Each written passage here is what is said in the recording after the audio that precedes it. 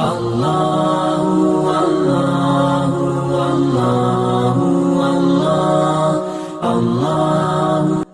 للہ رب العالمین والعاقبۃ للمتقین والصلاة والسلام علی النبی الاکرم وعلی آلہ واصحابہ اجمعین۔ نبی کریم صلی اللہ علیہ وسلم نے ایک موقع پر ارشاد فرمایا کہ ایک ایسا زمانہ آنے والا ہے کہ کفر و باطل کی جماعتیں تمہیں ختم کرنے کے لیے آپس میں ایک دوسرے کو اس طرح بلا کر جمع کر لیں گی جیسے کھانے والے ایک دوسرے کو بلا کر پیالے کے آس پاس جمع ہو جاتے ہیں۔ یہ سن کر ایک صاحب نے سوال کیا کہ کیا ہم اس روز کم ہوں گے؟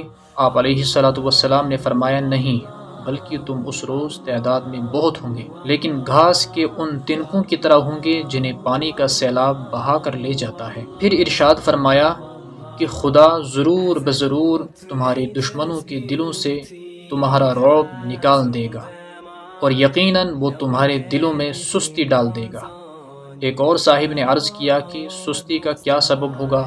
اس پر آپ علیہ الصلوۃ والسلام نے ارشاد فرمایا کہ دنیا یعنی مال و دولت سے محبت کرنے لگ جاؤ گے اور موت کو ناپسند سمجھنے لگو گے۔ عزیزان ملت، برسوں سے یہ پیشن گوئی حرف بحرف صادق ہو رہی ہے، اور مسلمان آج اپنی اس حالت زار کو اپنی آنکھوں سے دیکھ رہے ہیں کہ کوئی قوم انہیں نہ عزت و وقت کی نگاہ سے دیکھتی ہے، نہ دنیا میں ان کا رہنا گوارا کرتی ہے۔ ایک وہ بھی زمانہ تھا کہ دوسری قومیں اپنے اوپر مسلمانوں کو حکمران دیکھنا چاہتی تھیں۔ ایک دور یہ بھی ہے کہ غیر مسلم اقوام مسلمان کو اپنی قلمرو میں رکھنا بھی پسند نہیں کرتی۔ تمام دنیا کے مسلمان ایک ہی وقت میں ایک دم ختم ہو جائیں، یہ تو ہرگز نہیں ہو سکتا ہے، جیسا کہ اس سلسلے میں نبی کریم صلی اللہ علیہ وسلم کی پیشن گوئی گزر چکی ہے۔ البتہ ایسے واقعات گزر چکے ہیں کہ کسی ملک میں جہاں مسلمان خود حکمران تھے، انقلاب کے بعد وہ وہاں سے جان بچا کر بھی نہ جا سکے۔ اس کی زندہ مثال اسپین یعنی اندلس ہے۔ مسلمانوں کو آج ذلت و خواری کا منہ کیوں دیکھنا پڑ رہا ہے، اور کروڑوں کی تعداد میں ہوتے ہوئے بھی کیوں غیروں کی طرف تک رہے ہیں؟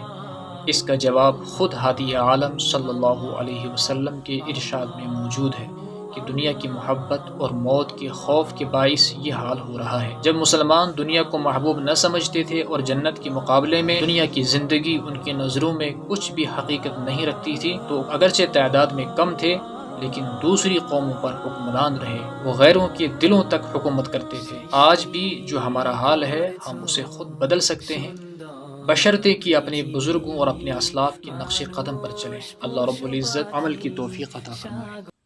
اللہ اللہ اللہ